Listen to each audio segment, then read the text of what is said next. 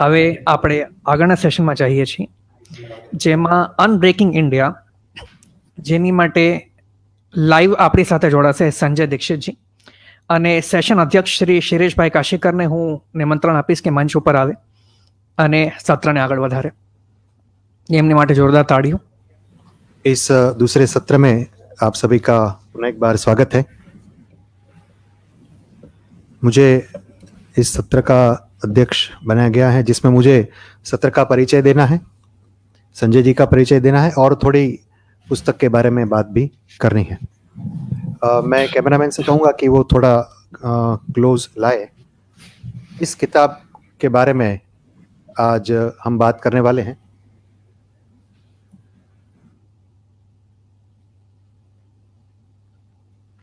Unbreaking India, decisions on article 370 and the CAA, जिसके लेखक महोदय संजय जी हमारे साथ जयपुर से जुड़ चुके हैं. इस सत्र का अध्यक्ष होने के नाते मुझे आपके साथ कुछ बातें शेयर करने का मौका मिला है. जब हम भारत मंथन 2.0 के स्वरूप पर तैयारी कर रहे थे, तब कौन कौन सी किताबें होनी चाहिए इस पर चर्चा चल रही थी. तो सबसे पहला प्रस्ताव इसी किताब का आया था. मजेदार बात यह थी कि उस वक्त यह किताब छपी भी नहीं थी. यह अभी अभी यानी 21 तारीख को जिन जिन लोगों ने इसको अमेज़न पर ऑर्डर किया, उन सभी को भी 21 तारीख को उसकी डिलीवरी हुई है और मेरे हाथ में भी 21 तारीख को ही आई. पर इसमें जिन समसामयिक विषयों को छुआ गया है वो बेहद गंभीर विषय है. पुस्तक का शीर्षक unbreaking India, decisions on article 370 and CAA बहुत कुछ कहता है. जिन दो विषयों ने पिछले कुछ महीनों में इस देश को चर्चा करने पर मजबूर कर दिया, ऐसे दोनों विषयों पर एक ही किताब में चर्चा, विचार और विश्लेषण मिलना यानी कि सोने पे सुहागा जैसी ये बात थी. संजय जी ने बड़ी धीरज और मेहनत से एक एक बिंदु को इस पुस्तक में पिरोया है और बेहद परिश्रम से इन्हें दस्तावेजों को भी इसमें जोड़ा है. मैं किताब की बात करने से पहले लेखक श्री संजय दीक्षित जी का आप सबको परिचय करवाना चाहूँगा. श्री संजय दीक्षित जयपुर राजस्थान में निवास करते हैं. आप राजस्थान सरकार की सेवा से additional chief secretary IAS officer के तौर पर निवृत्त हुए हैं. आप जयपुर डायलॉग्स नाम का बेहद लोकप्रिय एक YouTube प्लेटफॉर्म चला रहे हैं. इनफैक्ट ये YouTube प्लेटफॉर्म तो उन्होंने अभी शुरू किया और पॉपुलर भी अभी ज़्यादा हुआ लॉकडाउन की वजह से. अदरवाइज जयपुर डायलॉग्स एक कार्यक्रम के तौर पर बहुत बड़े पैमाने पर संजय जी जयपुर में करते हैं और उसमें जो हम जिन लोगों को आज टेलीविज़न पर या अन्य प्लेटफॉर्म्स पर चर्चा करते हुए देखते हैं, वो सभी लोग उनके कार्यक्रम में 2 दिन के लिए आते हैं और अलग अलग समसामयिक विषयों पर बहुत ही अच्छी चर्चा उसमें होती है. फिलहाल जयपुर डायलॉग्स YouTube पर है, जिसमें आप देश के विभिन्न विषयों पर एक्सपर्ट से चर्चा विमर्श कर सकते हैं. श्री दीक्षित लॉ चैम्बर के वे पार्टनर भी हैं. अपने कृष्ण गोपेश्वरा, कृष्ण योगेश्वरा और unbreaking India, decisions of article 370 and the CAA जैसी चर्चित किताबें लिखी हैं. आपकी एक और किताब कृष्ण परमेश्वरा कुछ ही समय में आने वाली है. हालांकि मैं जानता हूं कि परमेश्वरा योगेश्वरा नहीं बोलना चाहिए, योगेश्वर परमेश्वर है, पर ये स्पेलिंग है. आप ट्विटर, फेसबुक, इंस्टाग्राम, यूट्यूब जैसे सभी मेजर प्लेटफॉर्म्स पर उपस्थित हैं और लाखों फॉलोअर्स और व्यूअर्स आपके इन सभी प्लेटफॉर्म्स पर हैं. अपने सिविल सर्विस ज्वाइन करने के पहले मरीन इंजीनियरिंग की डिग्री हासिल की थी और 7 समंदर घूमने के बाद आप देश की सेवा में लगे. एक सिविल सर्वेंट के नाते आपने राजस्थान के कुछ हिस्सों का कृषि कायाकल्प भी किया और एक अच्छे क्रिकेट एडमिनिस्ट्रेटर भी रहे. आप लोगों को जानकर, जो लोग क्रिकेट में रुचि रखते हैं उनको पता होगा, बाकी के लोगों के लिए बता दूं कि आपने ललित मोदी को भी राजस्थान क्रिकेट एसोसिएशन के प्रमुख पद की जो इलेक्शन हुआ था उसमें हराया था. जयपुर डायलॉग्स के करीब 15 मिलियन से भी ऊपर व्यूज हैं और आज हम कह सकते हैं कि संजय जी जो हैं वो सोशल मीडिया सुपरस्टार हैं। आपका स्वागत है संजय जी। अब मैं पुनः आज की चर्चा का विषय धन्यवाद। इस किताब पर आता हूं। मैं थोड़ा किताब का परिचय दे देता हूं। किताब के बारे में सब डिटेल में तो संजय जी बताने वाले हैं। इस किताब के साथ कुछ रोचक बातें जुड़ी हुई हैं। पहले मैं बता देना चाहता हूं कि यह किताब छपने से पहले ही अमेज़न की बेस्ट सेलर लिस्ट में 4 कैटेगरी में आ गई, जिसमें से 3 ई बुक की और 1 पेपरबैक की कैटेगरी। और इस पेपरबैक कैटेगरी में यह किताब बराक ओबामा की किताब अ प्रॉमिस्ड लैंड से भी ऊपर चल रही है। दूसरी बात इस किताब के जन्म की है, वो इससे भी ज्यादा रोचक है। एक्चुअली यह किताब ब्लूम्सबरी इंटरनेशनल, ब्लूम्सबरी इंडिया छापने वाला था, पर दिल्ली रायोट्स 2020 किताब जो है मोनिका अरोरा जी और उनके साथियों ने लिखी, उसको लेकर जो विवाद हुआ और ब्लूम्सबरी ने वो किताब विमोचन लोकार्पण के दिन वापस ले ली, तो उसके सपोर्ट में संजय जी और कुछ लेखक आए और संजय जी ने ब्लूम्सबरी के साथ अपना कॉन्ट्रैक्ट कैंसिल किया। उनको जो उसके लिए एडवांस दिया गया था वापस किया और उन्होंने कहा कि मैं ब्लूम्सबरी के पास ये किताब नहीं छपाऊंगा। अल्टीमेटली ये किताब गरुड़ ने छापी है, गरुड़ प्रकाशन ने। संजय जी के इस विरोध में पर यह किताब गरुड़ पब्लिकेशन ने छापी है। ये बताने के पीछे मेरा मकसद ये है कि संजय जी का यह निर्णय कितना सही था। अभी हम जब किताब के ऊपर बात करेंगे तब आपको समझ में आ जाएगा कि संजय जी ने यह जो निर्णय लिया था वो कितना सही था और यह किताब कितनी सही समय पर आई है। उन्होंने इस किताब में जो ऐतिहासिक तथ्य और दस्तावेज रिफर किए हैं वो वर्तमान समय में कितने सही साबित हो रहे हैं, यह अभी हम संजय जी की मुंह ज़बानी सुनेंगे।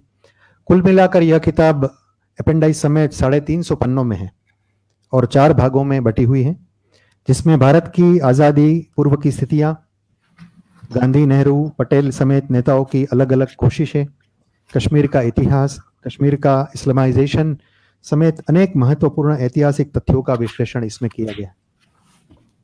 पूर्व हुई घटनाएं आज के दौर में 370 और 35A के निर्मूलन के साथ कैसे जुड़ी हुई है, इतिहास और वर्तमान कैसे एक दूसरे से जुड़े हुए हैं, इसके कुछ रोचक तथ्य इसमें दीक्षित जी ने बाहर लाने का प्रयास किया है और कुछ नए प्रश्न भी उन्होंने उठाए हैं।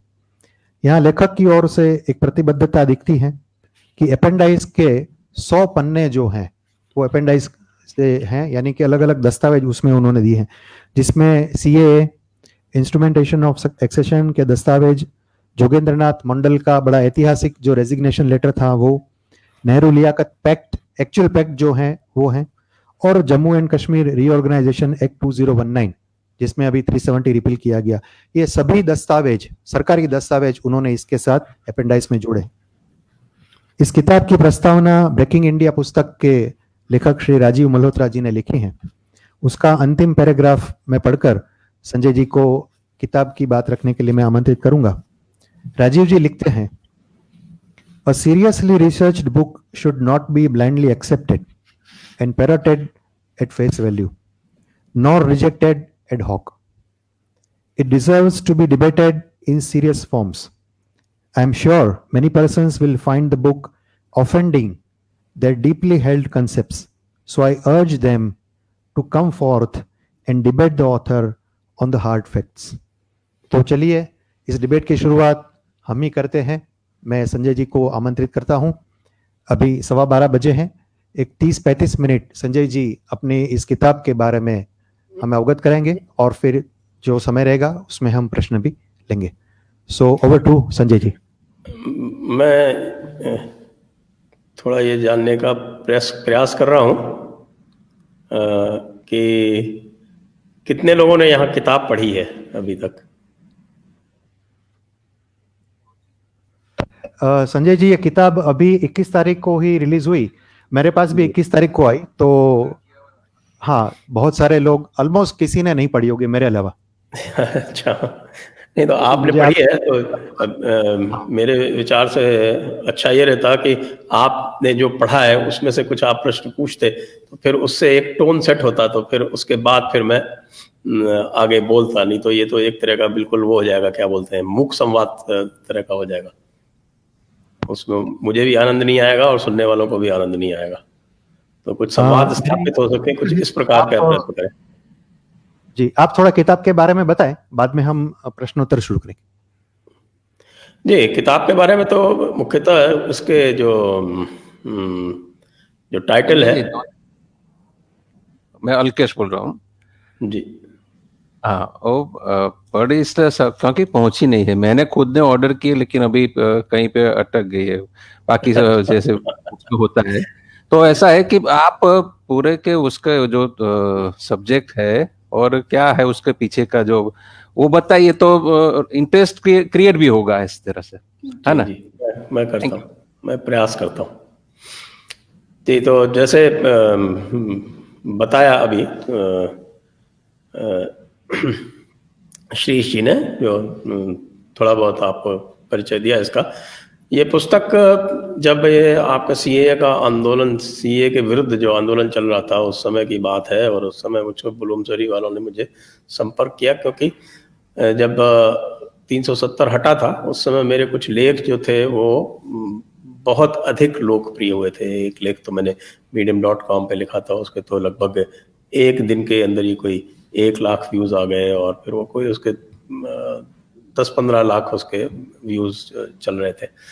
तो उन्होंने मुझको कहा कि आप इस विषय पे पुस्तक लिखें। मैं उनका लेखक था, नियमित लेखक था, उनके 2 पहले मैं पुस्तकें लिख चुका था उनके लिए, कृष्ण गोपेश्वर और कृष्ण योगेश्वर, और तैयारी चल रही थी तीसरी पुस्तक की जो ट्रिलॉजी की। उसी बीच में उनका वहाँ पे ये फ़ोन आया कि आप इसको क्यों नहीं कर सकते। मैंने कहा मैं कर तो सकता हूँ, तो इसमें ऐसा कोई विषय नहीं है, क्योंकि ये मेरा विषय, मेरा एक पसंदीदा विषय है, तो मैं बिल्कुल निश्चित रूप से कर सकता हूँ। और उन्होंने मुझको कहा कि आप इसको जल्दी से अगर कर दें तो अच्छा रहेगा। मैंने कहा भाई कितनी जल्दी में आप चाहते हैं? मैंने कहा साहब आप इसको 1.5 महीने में करके दे दीजिए। मैंने उनको ये पुस्तक 20 दिन में लिख के दी थी। तो आप ये देखिए कि 25 फरवरी को ये पुस्तक मैंने उनको सौंप दी थी, और 25 फरवरी से जैसे एडिटिंग वगैरह का काम चल रहा था उसमें चलते चलते तब तक कोरोना आ गया और सारी चीज़ें ठप हो गई। उसके बाद भी उन्होंने ये पुस्तक जो थी लगभग अगस्त में वो ले आए थे, इसको लिस्ट कर दिया था अमेज़ॉन पे, और अमेज़ॉन पे ये चल रही थी और काफ़ी उसमें उठाव भी आ रहा था। और उसी समय ये जो जैसा श्री जी ने बताया कि ये कांड हुआ, ये दिल्ली राइट्स वाला, और उसमें मैंने कहा कि भाई ये जो गुलामी की मानसिकता है, और जिस प्रकार से ब्लूम्सबरी ने अपने गोरे मालिकों के प्रभाव में आकर, और एक गोरा जो आपका डैलरिम्पल, विलियम डैलरिम्पल, उसके प्रभाव में आकर आपने इस किताब को अपने यहाँ से हटाया है, वो मुझे बिल्कुल स्वीकार नहीं है। और कुछ भी हो, मैं तो अब आपके यहाँ से नहीं छपवाऊंगा। जो व्यक्ति थे, जो इनके जो नॉन फिक्शन पब्लिशर थे, वो मेरे अच्छे मित्र थे, अभी भी हैं, लेकिन मैंने सिद्धांत रूप से उसमें अपने कॉन्ट्रैक्ट में उसको मैंने देखा, उसमें कोई मुझे लूप होल मिला, और उसको लेके मैंने उस कॉन्ट्रैक्ट को टर्मिनेट कर दिया एक तरफा। और चूँकि थोड़ा बहुत मुझे भी कानून का ज्ञान है, तो उसको वो कुछ कर भी नहीं पाया उसका। तो फिर उसके बाद तुरंत ही गरुड़ प्रकाशन वाले संक्रांत जी से भी मेरा परिचय है, तो उन्होंने उसको टेकअप कर लिया। तो ये किताब का इतिहास है।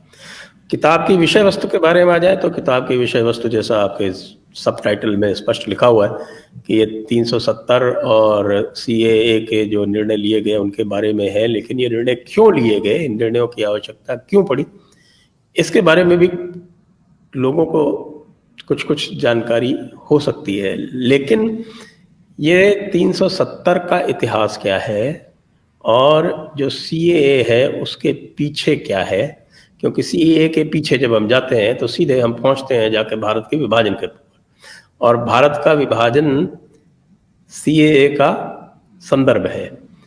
और भारत का विभाजन यदि CAA का संदर्भ है तो भारत का विभाजन क्यों हुआ ये भी हमें जानना आवश्यक हो जाता है। और जिस प्रकार से CAA के विरुद्ध जो आंदोलन चल रहा था, मुझे उसमें पूरी तरह से जो आपका पार्टीशन का आंदोलन चला था, विभाजन का आंदोलन जिस प्रकार से मुस्लिम लीग ने चलाया था, मुझे उसमें उसकी पूरी प्रतिछाया इसलिए दिख रही थी क्योंकि मैंने जो भारतीय उपमहाद्वीप की जो इस्लामिक राजनीति है उसके बारे में मेरी अच्छी जानकारी रही है, और लोग ऐसा कहते हैं, मैं तो स्वयं कहूँगा तो ऐसे तो उचित नहीं होगा, लेकिन लोगों का ऐसा कहना है कि मेरी उस राजनीति पर अच्छी पकड़ है। वो इसलिए भी हो सकती है क्योंकि मैंने मुस्लिम धर्म ग्रंथों का, इस्लामिक धर्म ग्रंथों का अध्ययन किया हुआ है। मैं उनकी जो पूरी जो शरीयत के जो उनके 3 ग्रंथ हैं उनको भी देखा हुआ है मैंने अच्छी तरह से।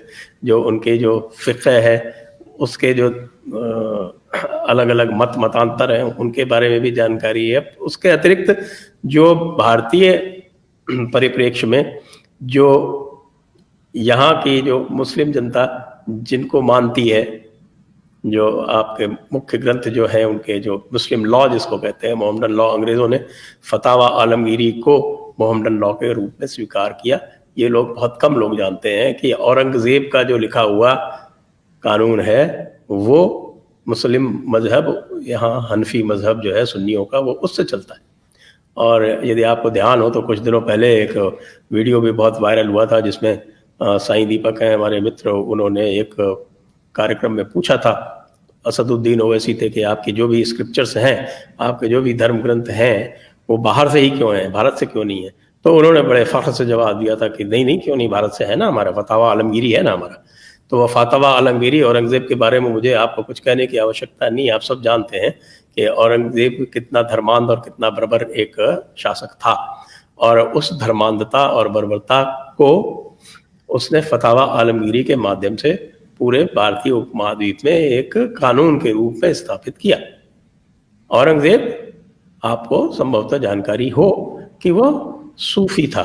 ये फतावा आलमगीरी है वो भी सूफियों ने लिखी है, और ये पूरा का पूरा ये जो सूफी मत है, जिसको हमारे लोग जो हैं अक्सर उनको ये भ्रम है कि ये कुछ इस्लाम से अलग है, और वो भ्रम फैलाया गया है, वो अधिकतर बॉलीवुड द्वारा फैलाया गया है कि जैसे कि ये इस्लाम से अलग हो। लेकिन मैं प्रश्न पूछता हूँ, और इसमें मैंने भी प्रश्न पूछे हुए हैं, और मैंने कुछ मुख्य प्रश्न पूछे हैं जिसका उत्तर लोग नहीं दे पाते। मैं इसी किताब से ही पढ़ देता हूँ आपको कि 1 मिनट में इसकी तलाश कर रहा हूँ, ये कहाँ पर है।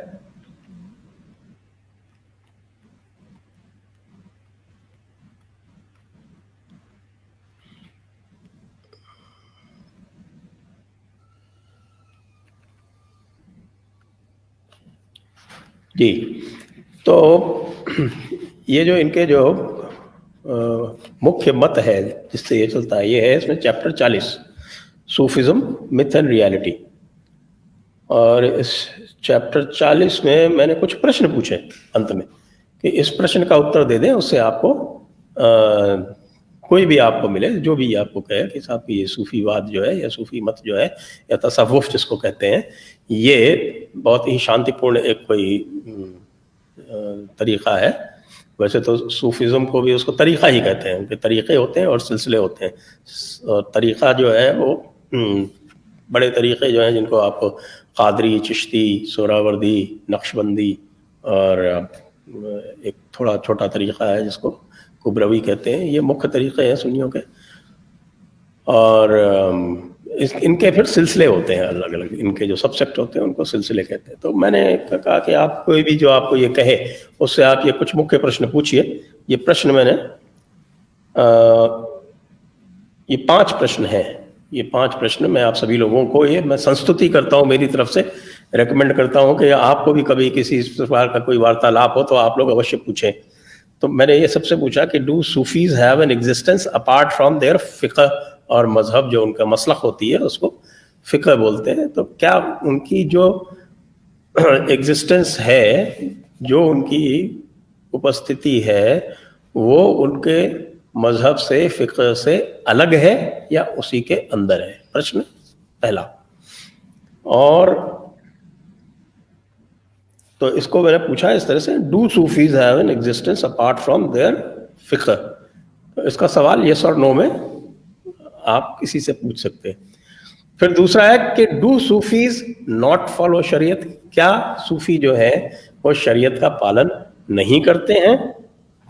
तीसरा प्रश्न है कि डज तरीक़त तरीक़त मतलब जो वे ऑफ सूफीज जो है उसको तरीक़ा बोलते हैं, तो तरीक़ा है तरीक़त।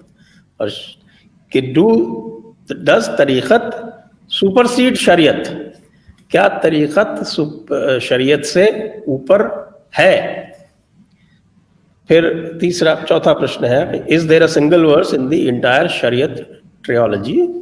शरीयत की जो है ये एक त्रयी है, यानी 3 पुस्तकें हैं जिसको मिलाकर शरीयत बनती है। यह कुरान और हदीस और सीरत, यानी सीरतुल नबी जो बायोग्राफी या जो आत्मकथा जिसको बोलते हैं हज़रत मोहम्मद की, ये 3 मिलकर शरीयत बनती है। तो is there a single verse in the entire शरीयत trilogy corpus that appreciates the धार्मिक वे?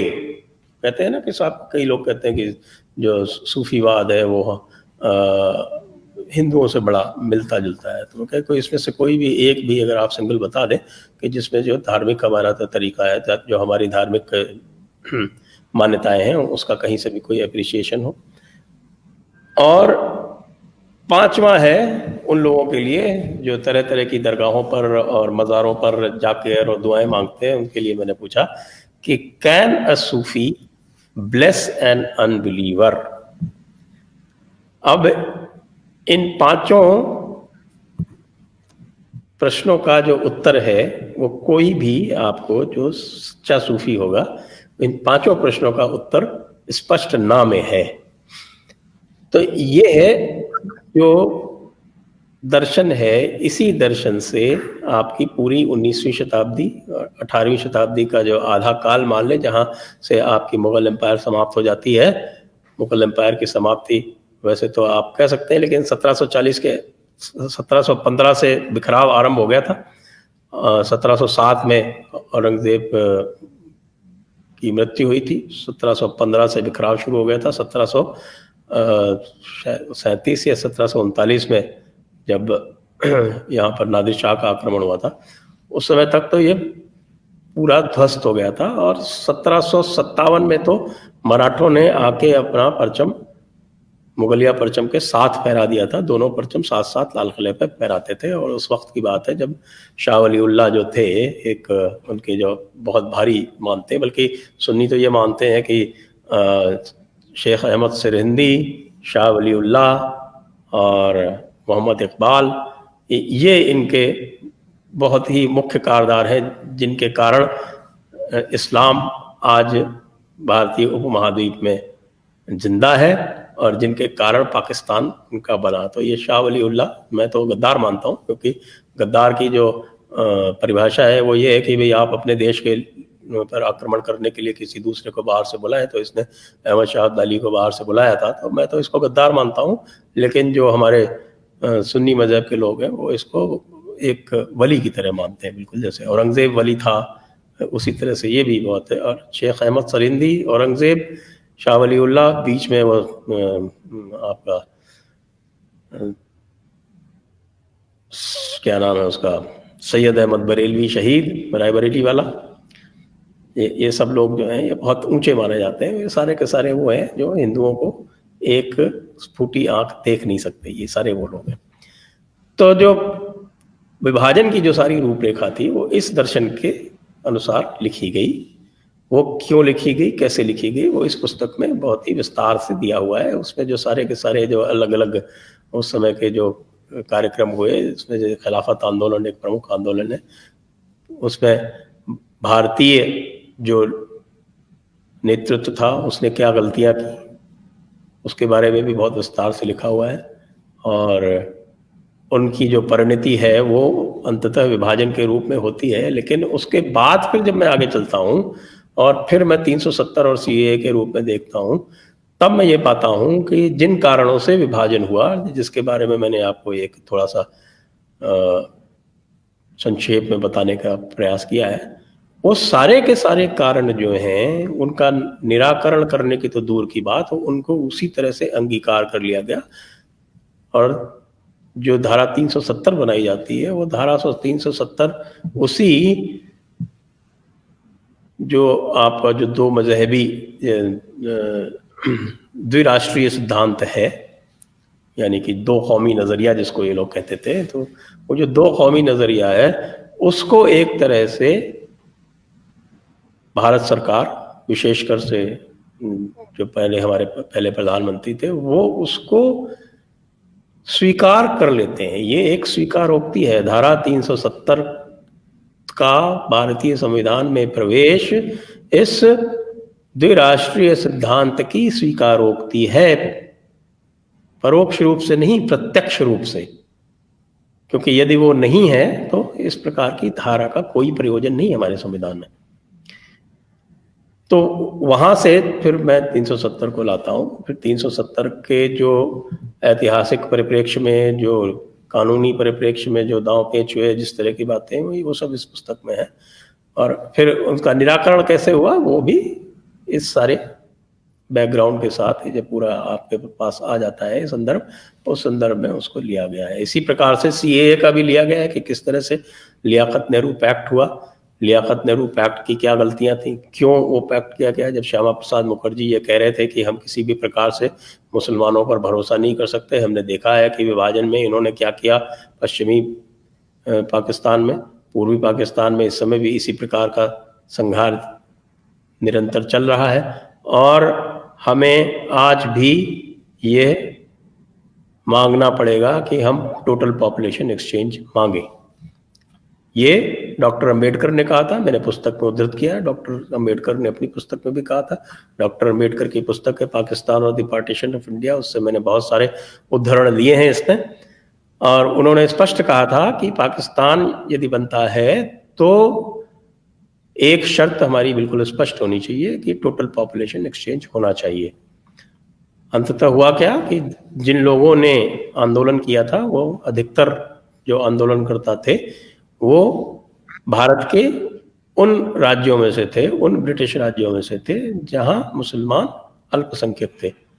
उन्होंने ही ये सारा का सारा बीड़ा उठाया था आंदोलन का, और वो लगभग सारे के सारे यहाँ रह गए। हास्यास्पद स्थिति तो ये हुई कि जो कवि और जो लेखक वो पाकिस्तान का परचम उठाए घूमते थे, पाकिस्तान के लिए तराने लिखते थे, पाकिस्तान के लिए काव्य लिख रहे थे, वो सारे के सारे यहाँ रह गए। कैफी आजमी जैसे, मजाज लखनवी जैसे, जोश मलिहाबादी जैसों को तो वो जाना चाहते थे, तो उनको तो नेहरू जी ने उनके पांव पकड़ के रोक रखा, फिर भी वो चले गए 1956 में आखिरकार। और सज्जाद ज़हीर जैसे लोग जिन्होंने सीपीआई की तरफ से पूरा का पूरा एक कम्युनिस्टों का जो समर्थन रहा है इस पूरे विभाजन के आंदोलन को, वो भी मैंने पूरे विस्तार से लिखा है। गंगाधर अधिकारी रिपोर्ट भी इसमें मैंने उद्धृत की है, गंगाधर अधिकारी पोजीशन पेपर, जिसमें भारत के 17 टुकड़े करने की बात कही थी, और जो आज तक भी किसी कम्युनिस्ट ने उसको नकारा नहीं है, आज भी किसी ने डिसोन नहीं किया है, आज भी इसको लेके ही घूमते हैं वो अपने दिल में, सामने नहीं कहते। तो ये सज्जाद ज़हीर जैसा सीपीआई का एक प्रमुख यूथ कार्यकर्ता, जिसको सीपीआई की तरफ से दायित्व दिया गया कि मुस्लिम लीग को इलेक्शन लड़ाना है, इनको इलेक्शन लड़ने की बहुत ज़्यादा आइडिया नहीं, इनको इलेक्शन लड़ाना है। पंजाब का पूरा इलेक्शन सज्जाद ज़हीर के नेतृत्व में लड़ा गया। वो पाकिस्तान चला गया, पाकिस्तान में रावलपिंडी कॉन्स्पिरेसी केस होता है, उसमें वो पकड़ा जाता है, उसको जेल में डाला जाता है, और उसको फिर पलक पावड़े बिछा के हमारे प्रथम प्रधानमंत्री जी जो हैं उसको वापस बुला लेते हैं भारत। ये आप देख रहे हैं कि किस प्रकार से हमारी राजनीति दूषित हुई विभाजन के बाद। जो सारे के सारे लोग जो एक राष्ट्र के हामी थे उनको सबको कम्युनल करार कर दिया गया, और जो सारे के सारे भारत को तोड़ के पाकिस्तान बनाने में लगे थे वो सब, उनमें से 90% भारत में रह गए और वो सब सेक्युलर बन गए, उनको चोला उड़ा दिया गया सेक्युलरिज्म का। अब इसी परिप्रेक्ष्य में जब हम आगे बढ़ते हैं तब पाते हैं कि द्विराष्ट्रीय सिद्धांत जो है वो 1980 का दशक आते आते वो परिवर्तित हो गया मिल्ली तशख़्ख़ुस में। और मिल्ली तशख़्ख़ुस के अंतर्गत आपने देखा वो पूरा का पूरा जो शाहबानों वाला प्रकरण हुआ, उस मिल्ली तशख़्ख़ुस यानी स्पेशल कम्युनिटी आइडेंटिटी, उसका परिणाम था। और जब हम पहुंचते हैं 2010 वाले दशक में, जो अभी का दशक जो हमारा चल रहा है, उसमें जब पहुंचते हैं, बल्कि अब तो खैर 2020 आ गया, लेकिन ये 2010 का पूरा दशक और उसके बाद का, उसमें हम ये पाते हैं कि इसको अब मजहबी पहचान के रूप में प्रचारित किया जा रहा है। आपने देखा होगा सीएए में जो सारे नारे लग रहे थे वो मजहबी पहचान के नाम पर लग रहे थे, चाहे वो फैज़ अहमद फैज़ की नज़में हों और चाहे वो फिर से वही वाली बात हो कि आपके भारत तेरे टुकड़े हो गए के नारे लगे। तो जो भी सब है वो पूरा का पूरा मेरा ये मानना है कि जो प्री पार्टीशन पॉलिटिक्स थी उसी का नतीजा है 370 का विरोध, उसी का नतीजा है सीएए का विरोध, और उसको समझने के लिए उस राजनीति को समझना भी आवश्यक है। और उसका प्रतिकार किस प्रकार से किया गया, वो एक भारत विखंडन का एक कार्यक्रम है, और उस भारत विखंडन की प्रक्रिया को रोकने के लिए भारत जोड़ने का जो कार्यक्रम 370 को हटा के और सीएए को ला के किया गया, वो किस प्रकार से किया गया, उसके कानूनी पहलू क्या हैं, उसके राजनीतिक पहलू क्या हैं, उसको एक ऐतिहासिक परिप्रेक्ष्य में लेते हुए इस पुस्तक की रचना की गई है।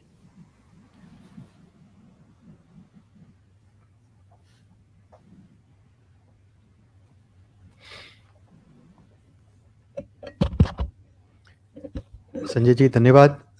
मैं ही शुरू करता हूं, कुछ प्रश्न आपसे पूछता हूं, फिर ऑडियंस में भी प्रश्न कई सारे होंगे, हम उनसे प्रश्न लेंगे क्योंकि हमारे पास अभी काफ़ी समय भी है।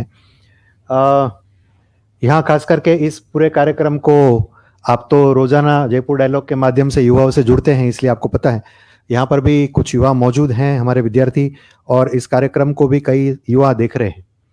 आपने ये जो किताब लिखी है और इसमें जो कुछ ऐतिहासिक तथ्य आपने रखे हैं, उसको ध्यान में रखते हुए मेरे मन में पहला सवाल ये आ रहा है कि अब तक जो हुआ था उसके पीछे कई सारे गलत निर्णय थे हमारे राजनेताओं के, उनको इन दोनों के द्वारा सुधारने की अभी सरकार के द्वारा कोशिश की गई। आने वाले समय में जैसे आपने एक जगह उल्लेख भी किया है कि जो शाहीन बाग में हुआ या दिल्ली में जो हुआ वो डायरेक्ट एक्शन डे 2 था जी, राइट। इस प्रकार की जो गतिविधियां हैं वो आने वाले समय में ना हो, उसको लेकर आप क्या सॉल्यूशन देना चाहते हैं, क्योंकि आपने बहुत ही सीरियसली हर एक एंगल से इस किताब में इन चीजों को लिखा है। तो पहला तो सवाल ये है कि इसकी पुनरावृत्ति ना हो, इसके लिए क्या सॉल्यूशन आप सजेस्ट करते हैं?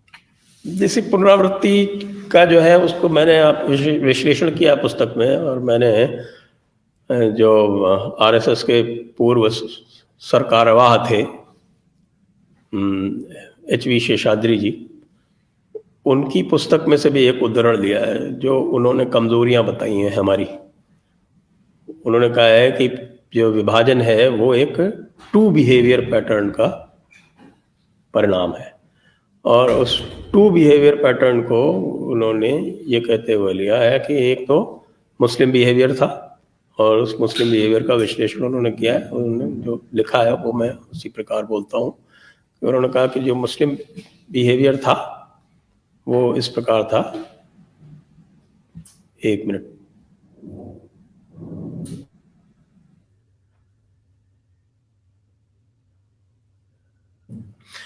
तो एक तो मुस्लिम बिहेवियर था। मुस्लिम बिहेवियर जो था उसको उन्होंने परिभाषित किया कि उन्होंने कहा कि मुस्लिम बिहेवियर जो था उसके जो कैरेक्टरिस्टिक्स थे वो थे एक्रीमनी, एक्यूजेशंस,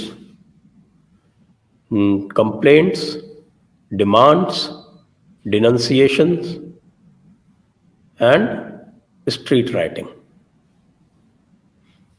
कि ये मुस्लिम बिहेवियर पैटर्न था पार्टीशन से पहले। और उनका जो नेशनलिस्टिक जो बिहेवियर था वो कैसा था, वो कहते हैं कि उनका था कैजुअलरी,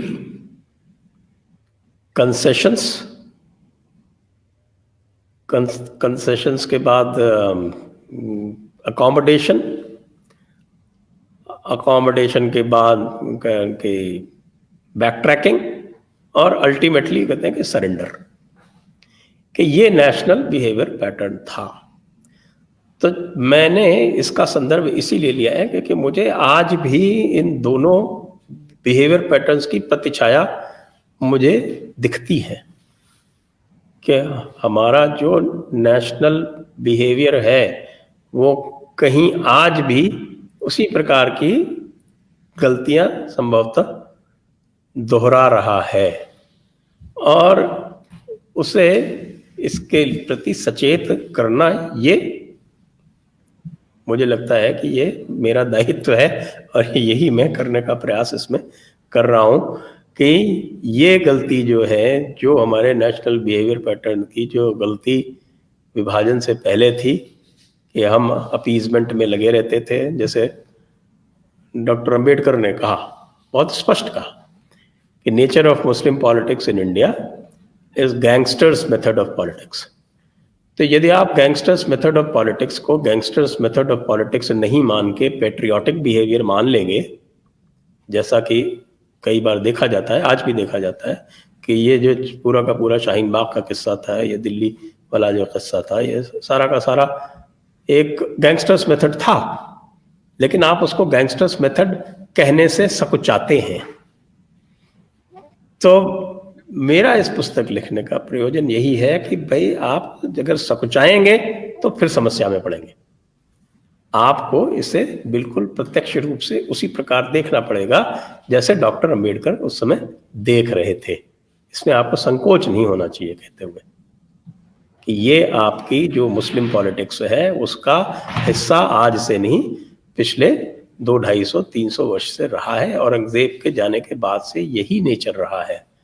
और ये भी एक जो अशराफ मुल्ला मौलाना जो क्लास है वही इसको ड्राइव करता है। वो भी इसको ड्राइव इसलिए करता है क्योंकि इस्लाम में, हनफी इस्लाम जो भारत में है, सुन्नियों पे, कि हाँ सुन्नी ही बहुसंख्यक है मुसलमानों में, तो उसमें एक तकलीद का सिद्धांत आता है। उस तकलीद के सिद्धांत के अनुसार जो आपके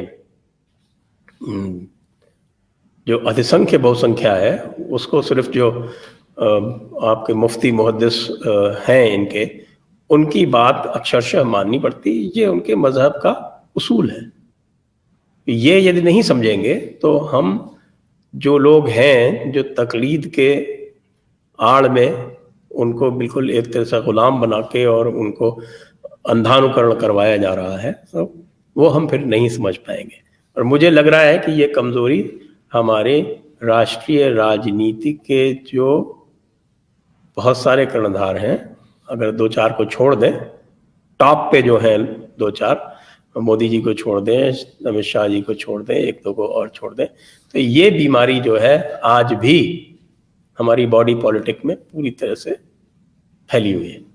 उसका निराकरण करने का मेरा प्रयास है।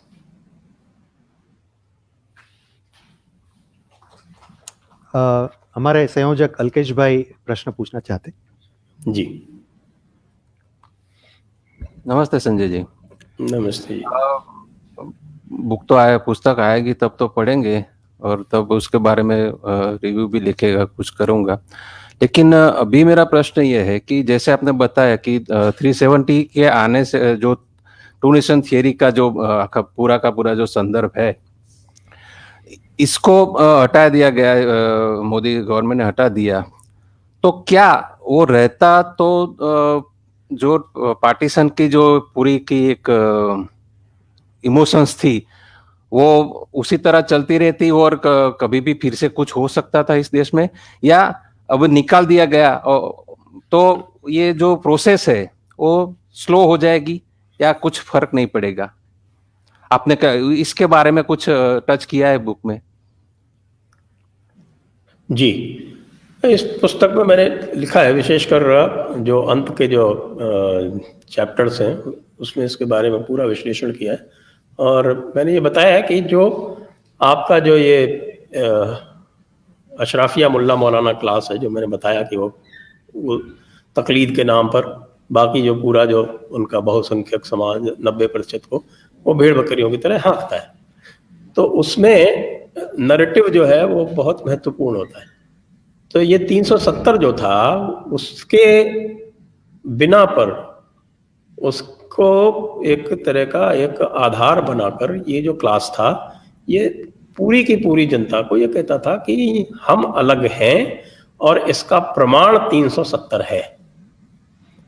ये कोई भी गंभीर जिसने भी अध्ययन अगर कश्मीर वैली की, खास तौर से जम्मू कश्मीर नहीं कहूँगा मैं, जो कश्मीर वैली की जो सारी राजनीति है वो इस पर ही आधारित थी। पाकिस्तान भी इनको यही समझाता था, और ये जो ऊपर सारे बैठे हुए थे, खासतौर से ये जमात इस्लामी और जमात इस्लामी के जो भी गुर्गे थे, चाहे वो हुर्रियत हो और चाहे पॉलिटिकल पार्टी के रूप में पीडीपी हो, और एक सहानुभूति रखने वाले के रूप में नेशनल कॉन्फ्रेंस हो, ये सारे के सारे जो थे वो इसी नैरेटिव को ड्राइव करते थे। और न सिर्फ ये 370 से एक पाकिस्तान का जो एक नजरिया है, पाकिस्तान जिसको पाकिस्तान बोलता है, और जो उनका एक ड्राइविंग नैरेटिव पाकिस्तान का है, वो पाकिस्तान का ड्राइविंग नैरेटिव क्या है वो भी पुस्तक में भी है, और यहाँ पे भी मैं आपके सामने, क्योंकि आपने ये बहुत अच्छा प्रश्न पूछा है, तो जो पाकिस्तान का ड्राइविंग नैरेटिव है, वो पाकिस्तान का ड्राइविंग नैरेटिव ये है कि हम तो हजरत मोहम्मद की सुन्नत को फॉलो कर रहे हैं, हम सुन्नत का अनुगमन कर रहे हैं, और सुन्नत के अनुसार ये जो पूरा जो हिंदुस्तान जो बचा हुआ है, ये मक्का था हमारा, तो हम यहाँ पर कमज़ोर थे, तो हमने हजरत की सुन्नत जैसे थी, तो उन्होंने जब वो मक्का में कमज़ोर थे तो मक्का छोड़ के मदीना आ गए, तो हम उस दिल्ली वाली मक्का को छोड़कर और हम ये पाकिस्तान वाली मदीना में आ गए, और हम हजरत के हिसाब से अब हम मदीने में अपने आप को मजबूत कर लेंगे। जब हम मजबूत कर लेंगे तो हम वापस मक्का पर हमला करके उनसे कब्जा कर लेंगे, और उसका रास्ता जो है वो कश्मीर से होके जाता है, और कश्मीर से होके जाता है। इसका प्रमाण ये है कि कश्मीर को भारत ने भी अलग मान रखा है। तो ये जो 370 का नैरेटिव था वो पाकिस्तान के नजरिया पाकिस्तान को भी मजबूत कर रहा था, और ये जो सारे के सारे आपके जो बैठे हुए थे अशरफिया मोल्ला मौलाना क्लास, जो मैं सिर्फ कश्मीर का ही नहीं मानता हूँ, ये पूरे के पूरे भारत में ये एक है।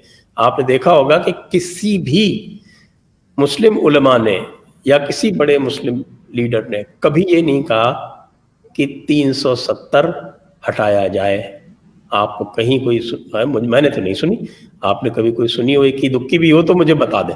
मुझे तो इक्की दुक्की भी कभी नहीं सुनाई पड़ी कि किसी बड़े मुस्लिम लीडर ने या किसी मुस्लिम उलमा ने ये कहा हो कि 370 हटाया जाना चाहिए, क्योंकि कश्मीर जो है वह भारत का अभिन्न अंग है। नहीं, क्यों नहीं कहा? क्योंकि वो जो उनकी जो पॉलिटिकल नैरेटिव है उम्मत वाली या मिल्लत वाली या मिल्ली तशख़्ख़ुस वाली, उसमें कश्मीर जो है वो बिल्कुल फिट बैठता था।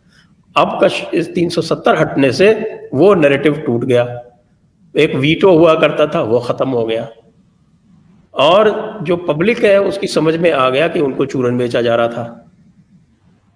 उनको ये चूरन बेचा जा रहा था कि हम तो अलग हैं, हिंदुस्तान भी हमको अलग मानता है, इसलिए एक धक्का और दो और कश्मीर को पाकिस्तान से मिला दो।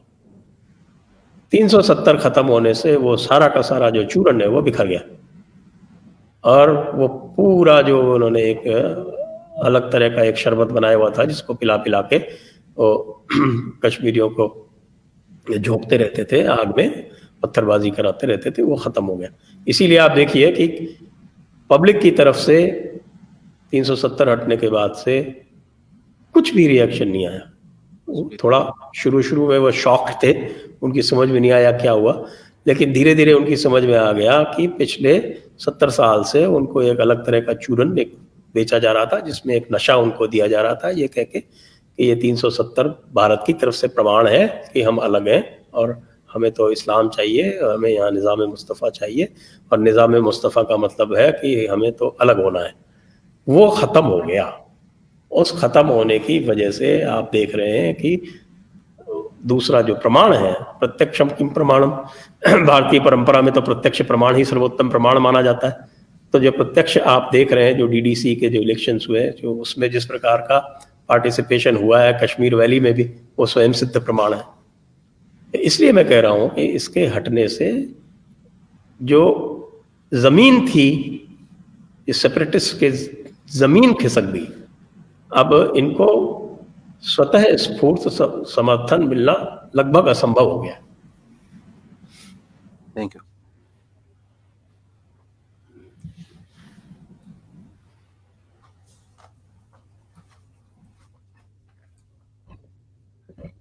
नमस्कार, मैं जागूबा हेमुदान केसरिया। जी आपने जिस तरीके से बात कही कि आप ये जो सूफ़ी है या फिर जिस तरीके से शिया, सुन्नी, वहाबिज़्म, तो इसमें एक जगह पर वो ऐसा दिखाया भी गया है कि जैसे ये जो सूफ़ीज़ होते हैं, सूफ़ी के जितने भी जो लोग होते हैं, वो कोई भी एक जो किलेबंदी होती है उससे कुछ अंतर पे उनका दरगाह या मज़ार होती थी और वहाँ पर वो लोग अपने जो भी आर्म्स रखते थे, अपने हथियार रखते थे और अपनी एक टुकड़ी रखते थे जो किसी के भी ऊपर हमला कर सकती थी। तो इस ये करते हुए भी यानी अगर आप लोग उस पंथ को नहीं स्वीकार करते, जैसे कि शिया या सुन्नी हैं, वो इसको नहीं स्वीकार करते हैं, सूफ़ीज़्म को, वो बता देते हैं कि ये अलग है। सूफ़ीज़्म भी ये कहता है कि हाँ, हम इनसे अलग हैं। तो फिर आप उसको क्यों सपोर्ट करते हो जो जिसके हथियार को आप क्यों सुरक्षित रखते हो, जिनके सैनिकों को आप सुरक्षा देते हो और जो अभी-अभी आपने दूसरी बात कही, दूसरा प्रश्न कि आपने जैसे कहा कि दिल्ली से पाकिस्तान गए और पाकिस्तान में जैसे कि मक्का छोड़कर मदीने चले गए और फिर जब हमारा मक्का जाने की हमारी ताकत होगी तो हम वापस दिल्ली यानी कि मक्के में वापस आ जाएंगे। तो इसमें भी जब मक्का छोड़ के मदीना गए तो उस समय मोहम्मद साहब की मक्का में जो उन्होंने आयतें दी हुई है वो थोड़ी ज़्यादा कोमल और प्रकृति का संदेश देने वाली है।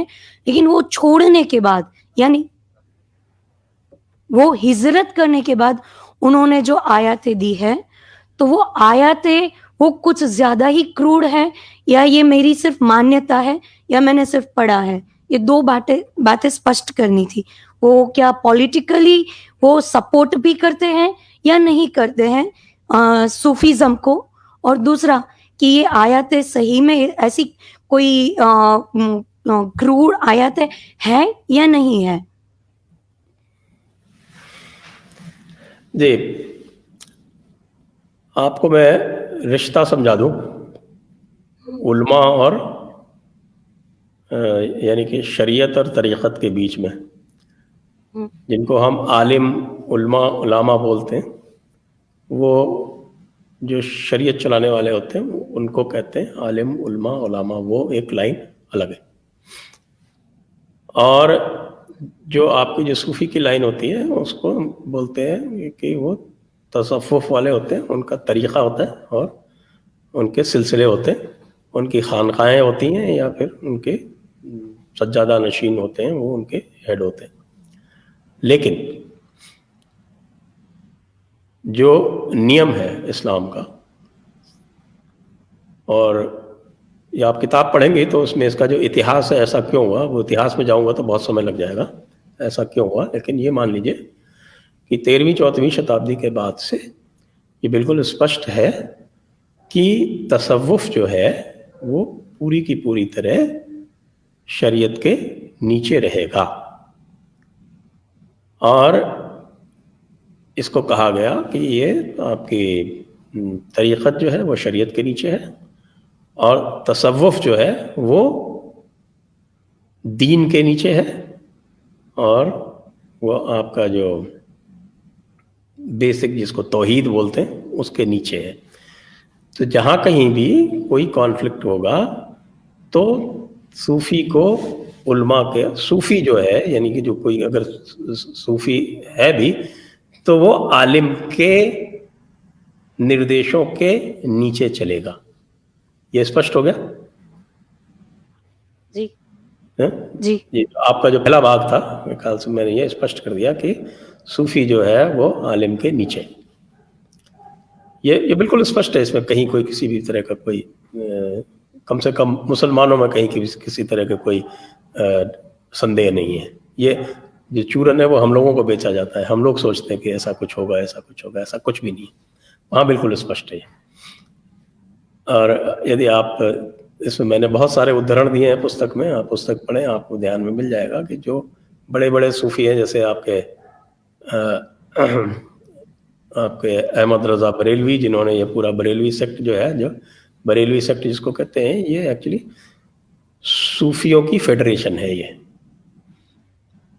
इसमें आप इतिहास में जाएंगे तो आप देखेंगे कि जो भी यहाँ के जितने भी सूफी सिलसिले तरीक़े हुए करते थे, उसमें से ज़्यादातर जो है वो हज़रत अली के निकले हुए हैं। उसमें सिर्फ एक ऐसा सिलसिला है जो हज़रत अली से नहीं निकल के, और वो अपने आप को हज़रत उमर के थ्रू डायरेक्ट मोहम्मद साहब से मानता है, और वो है नक्शबंदी सिलसिला। तो वो नक्शबंदी सिलसिला जो है वो यहाँ औरंगज़ेब के समय से बहुत प्रभावी रहा है।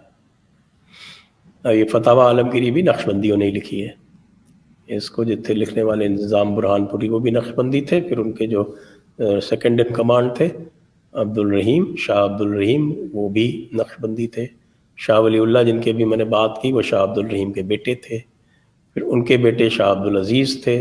शाह अब्दुल अज़ीज़ कौन थे? वो जो आपके सैयद अहमद बरेलवी शहीद, जो बालाकोट में आपने सुना होगा, जो बालाकोट में स्ट्राइक हुई थी तो उस समय जिक्र आया था उनका, तो वो भी इसी के थे।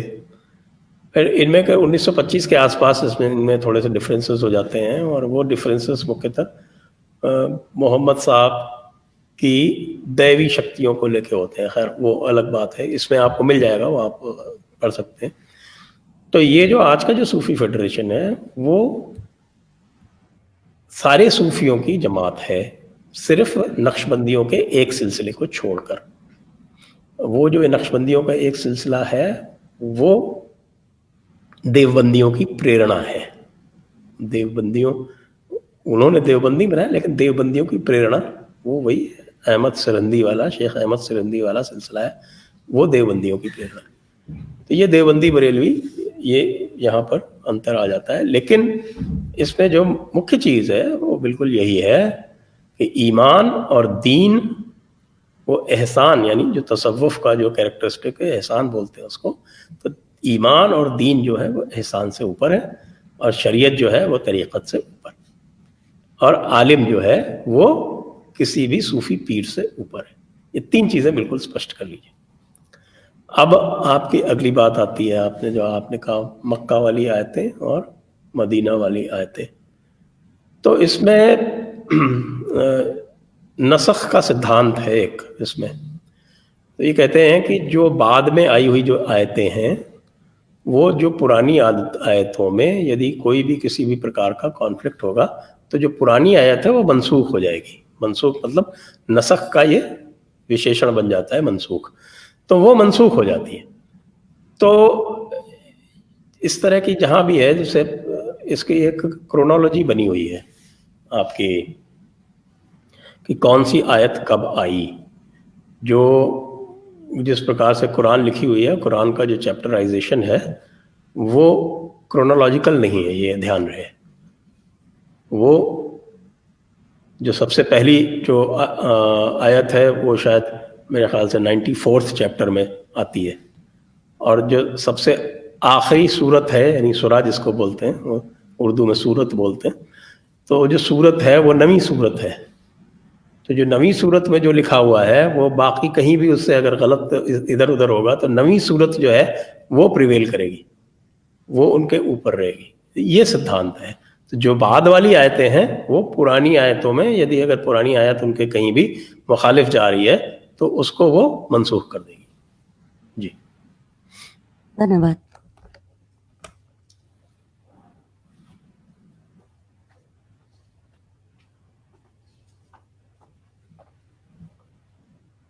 नमस्ते संजय जी, मैं जयेश। मेरा प्रश्न इस्लामिक के ऊपर था कि दो प्रश्न है मेरे। पहला है कि इस्लाम में राष्ट्र की अवधारणा है कि नहीं। जी, इस्लाम में मैं तुरंत ही उत्तर दे देता हूँ इसका अगले प्रश्न से पहले। इस्लाम की जो राष्ट्र की अवधारणा है वो पूरी तरह से मजहबी है। जो इस्लाम का राष्ट्र है वो उम्मत है या मिल्लत है, वो पूरी तरह से मजहबी है। वो हमारे तरह से एक सभ्यता मूलक राष्ट्र नहीं है, जिसको हम राष्ट्र कहते हैं, वो एक मजहबी राष्ट्र है, पैन इस्लामिक। जी, नेक्स्ट। जी जी, तो आपने बोला कि इस्लाम में राष्ट्र की अवधारणा नहीं है, हमारी जैसी राष्ट्र की अवधारणा है वैसी उनकी नहीं है। मजहबी है। मैंने कहा राष्ट्र की 3 अवधारणाएं होती हैं। एक इस्लाम की अवधारणा है जो मजहबी है, एक यूरोप की अवधारणा है जो एथनिसिटी से, यानी वो आप कह सकते हैं वंशमूलक है, एथनिक है, और एक भारत की अवधारणा है जो सिविलाइजेशनल है या सभ्यता मूलक है। जी, इसके ऊपर से मेरा दूसरा प्रश्न ये है कि क्या हमारे राष्ट्र में हम जैसे राष्ट्र की अवधारणा कहते हैं, तो कोई भी मुस्लिम, इस्लाम जिसको मुस्लिम मानता है, वो राष्ट्रीय हो सकता है क्या? इसका यदि हम सिद्धांत रूप में बात करें तो नहीं। जी, तो मैं ये मानूं कि राष्ट्रीय मुस्लिम ये गलत शब्द है।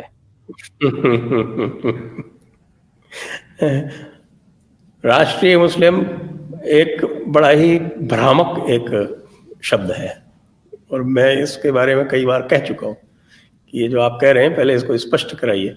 राष्ट्र की अवधारणा स्पष्ट हुए बिना राष्ट्रीय मुस्लिम कहने से कोई मतलब नहीं है। जी, धन्यवाद धन्यवाद।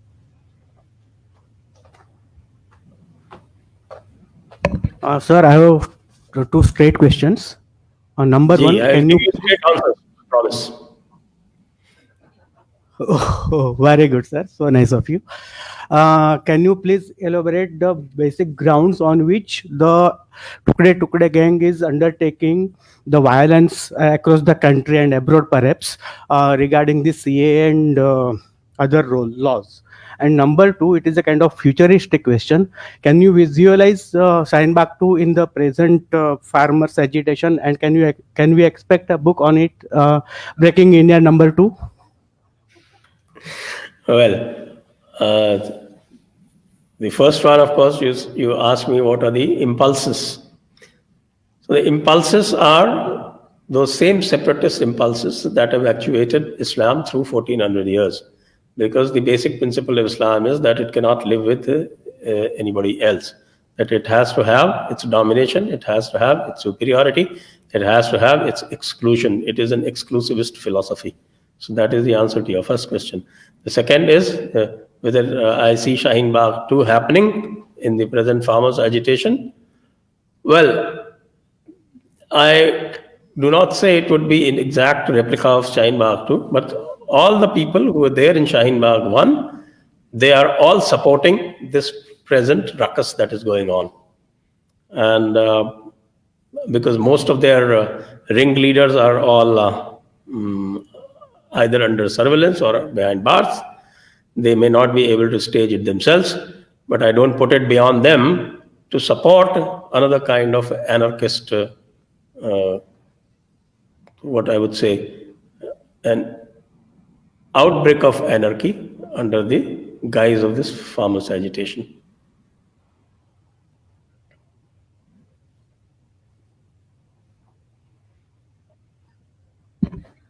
नमस्ते संजय जी, नीरजा हूँ यहाँ। नमस्कार नीरजा जी। सीधा सा प्रश्न है, मैंने पुस्तक पढ़ी है और मैं पढ़ने के बाद ज्यादा अनकंफर्टेबल हो गई हूँ। मुझे आपका मोटिव पूछना है कि आपने किस मोटिव से ये बुक लिखी है? क्या आपने भारत के 90% कंफ्यूज्ड इंडियंस का दिमाग सीधा करने के लिए लिखी है, या क्या मैसेज जाना चाहिए इससे? Thank you. आपने उत्तर स्वयं ही दे दिया, तो बिल्कुल, क्योंकि किसी भी बीमारी का इलाज करने के लिए पहले डायग्नोसिस चाहिए, तो ये वो डायग्नोसिस है।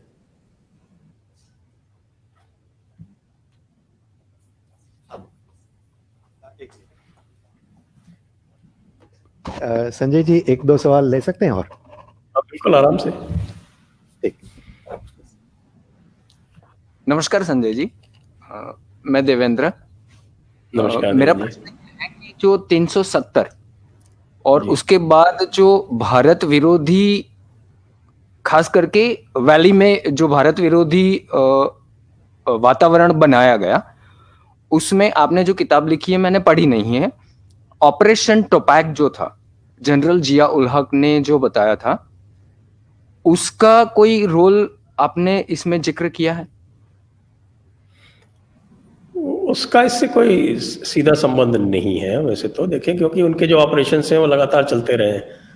कभी कोई भले वो ऑपरेशन जिब्राल्टर हो या ऑपरेशन ग्रैंड स्लैम हो, चाहे ऑपरेशन टोपैक हो, तो उनका अलग अलग मेंशन करने का इसमें कोई ऐसा प्रयोजन नहीं था। दूसरी बात, आपने जो ये कहा कि भारत विरोधी वातावरण बना है 370 हटाने के बाद में, इससे मैं सहमत नहीं हूँ। ये जो भारत विरोधी वातावरण आप देख रहे हैं, 1 मिनट, आपने प्रश्न पूछा, मैं उत्तर दे लूँ, उसके बाद आप काउंटर कीजिएगा। तो मैं ये निवेदन कर रहा हूँ कि जो यह भारत विरोधी वातावरण देख रहे हैं, जिसको आप कह रहे हैं कि 370 के बाद बना, वो सिर्फ आपके लेफ्ट डोमिनेटेड प्रेस में बना है, जिसको हम लुटियंस मीडिया कहते हैं, जिसको मेरा एक मेरे मित्र हैं, उन्होंने ये गढ़ा था शब्द, इसको पंचमक्कार बोलते हैं। वो पंचमक्कार है मुल्ला, मार्क्सिस्ट, मिशनरी, मीडिया और क्या बोलते हैं उसको, मैकॉले पुत्र। तो मैकॉले पुत्र, लुटियंस मीडिया और मुल्ला, मार्क्सिस्ट, मिशनरी, इनको मिला के पंचमक्कार बनते हैं। तो ये जो पंचमक्कार हैं, ये पंचमक्कार ये प्रोपेगेंडा लेवल पे देखे जाते हैं, इनका अस्तित्व जमीनी तौर पे बहुत कम होता है। तो जो आपने विरोध का जो स्वर देखा है, वो इन पंचमक्कारों के बीच का था, और चूंकि हम पंचमक्कारों को ज़्यादा सुनते हैं, जमीनी आवाज़ हमारे पास कम आती है, इसलिए हमें ऐसा लगता है कि विरोध अधिक हुआ। विरोध तो लगभग समाप्त हो गया। मेरा जो कहना था वो शायद ये था कि 370 आने के बाद, हटाने के बाद जो विरोधी वातावरण है वो तो उठने वाला था ही नहीं, क्योंकि विरोधी तो सारे घर में बंद हुआ करते थे। जी,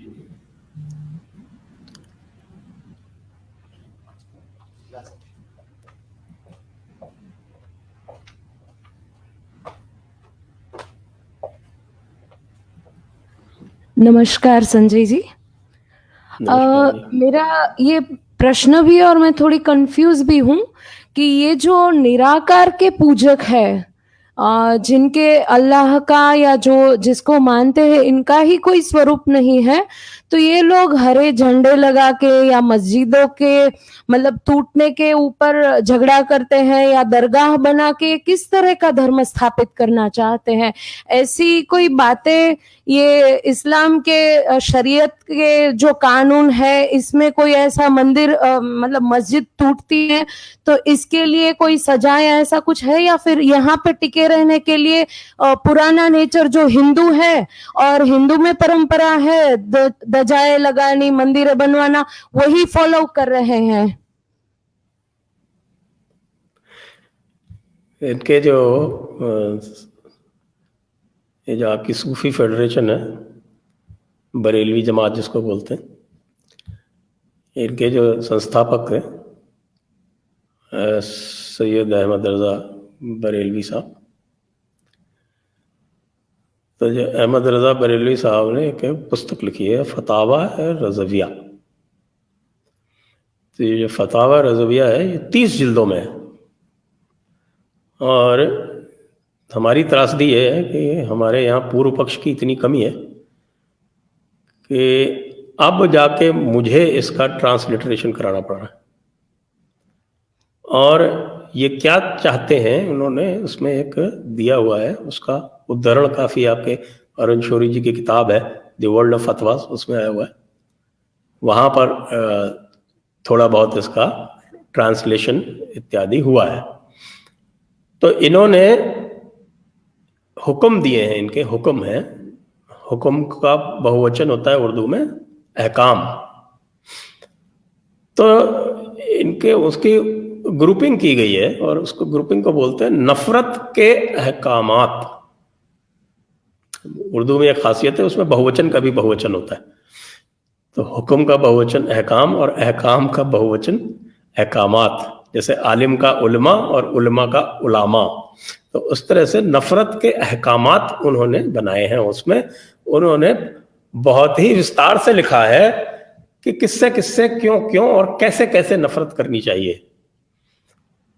तो ये जो नफरत का सिद्धांत है, ये तो सिद्धांत में ही है, ये व्यवहार की विकृति नहीं है, ये सिद्धांत है।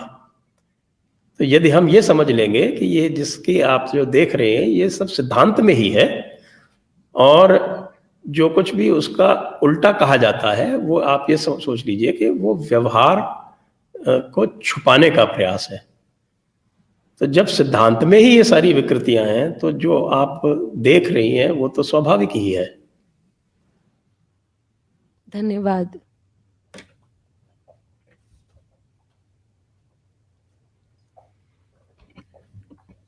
दो मिनट। ये संवाद काफी अच्छा चला संजय जी। धन्यवाद आपका। आप जयपुर से हमारे साथ इस संवाद में जुड़े।